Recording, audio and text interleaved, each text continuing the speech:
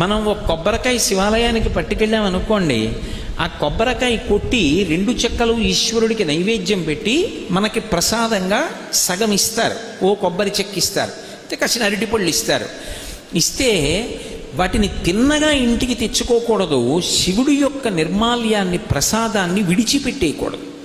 చాలామంది తెలిసి తెలియక ఒక మాట అంటుంటారు, శివాలయం నుంచి ప్రసాదం తెచ్చుకోకూడదు అంటుంటారు. బాగా వినండి, శివాలయం నుంచి ప్రసాదం పట్టికెళ్ళి తీరాలి ఇంటికి. దాన్ని గోడ మీద పెట్టేయడం, నంది దగ్గర పెట్టేయడం, అటువంటి పిచ్చి పనులు చేయకూడదు. ప్రసాద తిరస్కారము బహుదోషము, ప్రసాదాన్ని తిరస్కరించకూడదు. అందుకే అన్నవరం సత్యనారాయణ స్వామి కథలో ప్రసాదాన్ని తీసుకోకుండా ఆ పిల్ల భర్తని చూడ్డానికి వెళితే పడవ మునిగిపోతుంది. ఒక కథలో ఏమిటి, ప్రసాదం తినకపోతే పడవలో ముంచేసేటంతటి పైశాచిక